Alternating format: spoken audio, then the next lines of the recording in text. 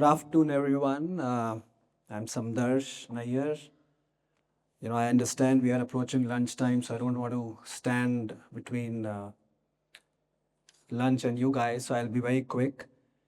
This is so this is a very interesting project, and we were very fortunate to be a part of it.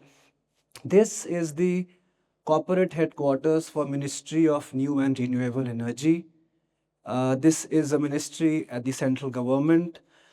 This ministry regulates the renewable energy policy, contracts, PPA, etc. In the country, and then the state governments and the state renewable uh, development authorities follow suit. So whether it is the solar policy, whether it is the hydrogen policy, the green policy, etc. So these guys came up with their own corporate headquarters. This is in the heart of New Delhi, a place called Lodi Road. Uh, and by the way, MNRE is also the founder of India's national green building rating system, which is called GREHA. So this was a design competition in 2016, February, 6 years back, 7 years back almost. And the challenge here was that this was a building right in the heart of Delhi. It was a 2.76-acre plot. And the client said that, see, we are MNRE, we want to make it net zero. And we want to make it net zero on site. So these are some key stats here. As we can see, this is a 2.76 acre of plot area. Almost about 4 lakh square foot of built up area, 2.5 lakh square feet of fully developed office area. There are 3 basements and 8 office floors, fully air conditioned. Climatic conditions in New Delhi, we all know, composite, it can go to 45 degrees during peak summer, and winters can be as low as 3 degrees in the night, in the evenings. And you can see the location, the complete, the axis, the architectural axis, whether it is Connaught Place, India Gate, Jawaharlal Nehru Stadium, Lotus Temple.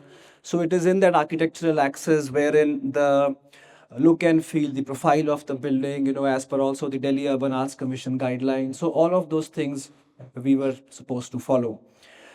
Because it was a very, very narrow plot, there was really not much we could do with the building design, building orientations. So basically, as a general design philosophy to achieve net zero, and during the design competition presentation, we were also juried by CEPT Ahmedabad. That's an architectural school in Ahmedabad.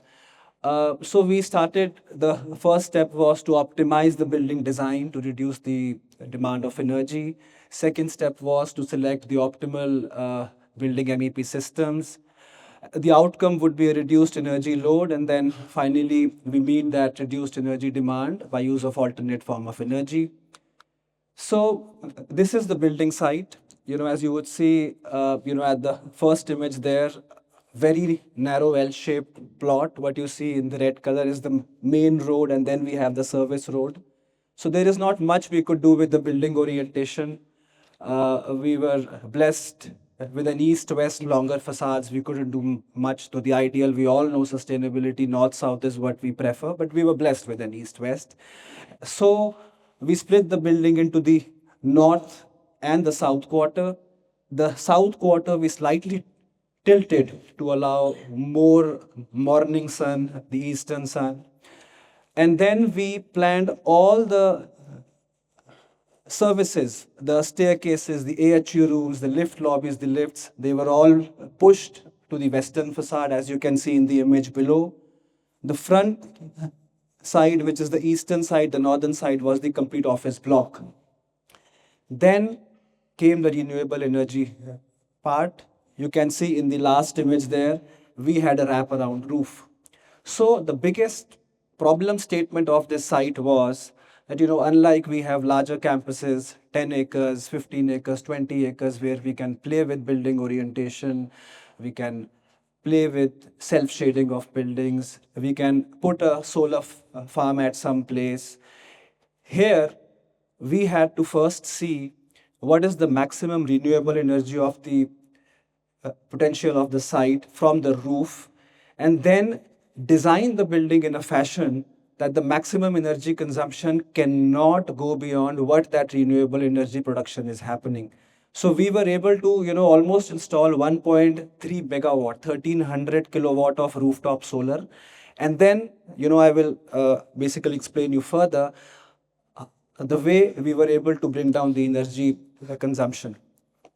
So you can see here the complete image basically of the wraparound roof at the top. The complete western facade was blocked. We had all the lifts, the staircases, the electrical rooms, the complete air handling rooms, etc. We also planned a solar facade, which was the complete southern facade. Then the step two was to work on the building envelope.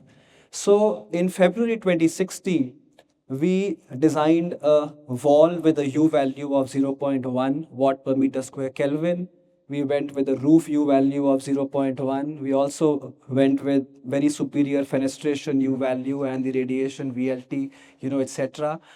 I would want to quote a book here, which is ECBC. Many of us would be aware of that. It's called Energy Conservation Building Code of India. And that book has got three levels: ECBC, plus ECBC plus, and then Super ECBC. This book was formally launched in February 2017. And 1 year prior, when this design competition took place, we were able to achieve a facade parameter which was better than Super ECBC. We went with double wall system, we went with roof over deck, puff spray, and of course Peter glazing system as well. You can see some basically images, of the buildings as well. The finished building, the top, the complete west facade has been blocked, plus also the solar wall, the complete south facade. Then when we came to the building MEP systems, we went with radiant cooling. This was, of course, one of the first few installations. We all know about Infosys, but then this was one of the first few installations where we used radiant baffles, and these were from Uponor, Germany. We also went with radiant flat panels. We went with magnetic levitation chillers. We must have all heard about maglev trains, the way they are in Japan and in China. Those trains run above the track. So we went with maglev chillers. These are basically magnetic bearings, so their part load energy efficiency is very superior. We went with, like variable frequency drives for all the major HVAC and the plumbing loads, motors and fans. Teleclimatic conditions also requires space heating as well as process heating, and electric boilers can be energy guzzlers. So we went with heat pumps, which require 1/7 the energy consumption of a typical electric boiler. And then, even in terms of the best of the ventilation fans, AHU fans, we went with EC motors, demand control ventilation, and membrane MBR technology for for the STP as well. So this was all planned in February 2016 as a part of our design strategy, and then this all got implemented. And we are all aware about the Delhi air quality as well. So very superior air filtration. And when we talk about demand control ventilation, plus we had occupancy daylight sensors. And even in terms of lighting power density, we all know when we refer the ASHRAE 90.1 standard, and there is the benchmark of 0.8 watt per square foot for lighting, and now people do 0.6, 0.5. In February 2016, we went, as low as 0.35 watt per square foot, while achieving a 350 lux on the tabletop. And we were able to do this by using high luminous efficacy light fixtures. So a typical LED is about 100, 120 lumens per watt. We went with 160 lumens per watt. And then, very importantly, people clothing level discipline. So we will find, offices and during peak summers, people wearing blazers, and during winters, they are in a simple shirt. So very simple, basic measure, as a policy document, that please do not wear blazers in summer, and please wear a sweater during winters, and that can also, help you bring down your energy loads. And then finally, when we came to the annual energy requirement, it was 1595 megawatt hour per annum. And we were able to generate almost about 1732 megawatt hour per annum. And this is the finished images of the building. We have live data available as well, but because this is the headquarters of MNRE, so we are under very strict NDA to share uh, data. And for a climatic condition like New Delhi, composite climatic condition, power density of 2.5 watt per square foot and air conditioning density of 682 square foot per ton. Just for, comparison sake, a LEED platinum building in New Delhi talks about 350 to 400 square feet per ton. And we are at 682 square feet per ton. And this building got finished in 2022, June.